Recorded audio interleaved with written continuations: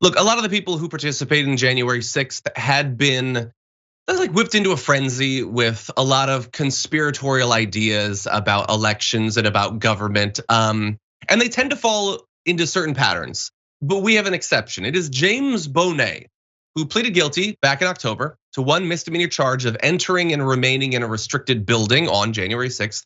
As part of the plea deal he participated in, the government agreed to drop a much more serious felony charge of obstructing the joint session of Congress that could have earned him up to 20 years in prison. As of right now, he faces a maximum of 1 year and is very likely to just get probation. So what did he do? Well, he apparently broke into Senator Merkley's office and posted a selfie of him smoking weed with the caption "Smoking at the Capitol building," which isn't as bad as some of the things that we've seen. But anyway, what's this argument? Well, as always, the lawyers are trying to sketch out the idea that this is not some like hardened criminal who came to overthrow democracy. And so here's what one of his lawyers says about it. And this is Lisa Peebles, says that Bonet is a curious, impressionable young man, aren't we all? And believe that Lynn Wood and Sidney Powell and Donald Trump were highly educated, sophisticated individuals. He couldn't imagine that they would spread false claims, particularly the president, she said. So he believed at face value all of their legal arguments. He looked at video of Lynn Wood and Sidney Powell and said, these are sophisticated people. I don't understand it. But anyway, there's a reason that he in particular was ready to absorb this message, to distrust the government. And that is, as you're probably guessing, the food pyramid. Yes, he had long been suspicious because of his simmering hatred for the food pyramid. He related his distrust of media advertising to the food pyramid after he lost 150 pounds back in February of 2021 when he cut out carbohydrates, dairy, and sugar. This is according to his lawyer. He wondered why throughout his school years he was taught to embrace the food pyramid when doing so caused great weight gain. This revelation prompted James to attend the January 6th rally. He wanted to search for the truth. So it's not just that like he was suspicious of government because of all that stuff back in like the 2000s of the food pyramid.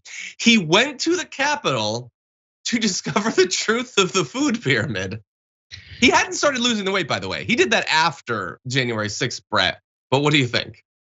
Do you think that he thought, so was the food pyramid secrets like in Jeff Merkley's office? Is that like opening file cabinets? You just start like pulling on like candlesticks to get into the secret pyramid chamber. I feel like that would be at the Washington Monument, right? Because that kind of looks like a pyramid, like a little bit. At the in the top of the Washington. The secret of the Washington Monument is it ignored the food pyramid. That's why it's just like the center section, like the core of a pyramid. Oh, I love it. And specifically, I like the part where it's like, listen, it wasn't my fault that I did that. This is the right wing. This is the party of personal responsibility saying not only that it wasn't their fault, it is someone else's fault, and it is the people who had proven themselves to be grifty idiots already on multiple occasions prior to that. And then to think that that we should listen to him at all after he says food pyramid. And that was some kind of federally mandated situation, which maybe it was, maybe it wasn't, but I don't think anyone is shoving food pyramids down your throat. Yeah, well, look, I don't have a problem with his anger over the food pyramid. I do think that it was like, first of all, I think it's difficult to understand. It led people to make bad choices and was definitely involved by lobbyists for big food concerns. But that said, that does not excuse participating in insurrection, particularly because of the timeline here. So there's philosophical issues with trying to use this as an out of responsibility for breaking into the Capitol and all that. And you still have to, think critically about what you're being told by people like Sidney Powell and everything. But the other issue is timeline, because look, the food pyramid was updated to a different My Pyramid back in 2005. But even that was entirely replaced by the My Plate back in 2011. It has been a decade since the food pyramid even existed. So why did he wait a significant portion of his life after it had already been replaced to start to question it, to break into government buildings because of it, and eventually to forsake the carbs that had ruined his health? I love the idea of deciding you yourself are overweight and that you want to do something about it, but you can't because of a food pyramid on the wall.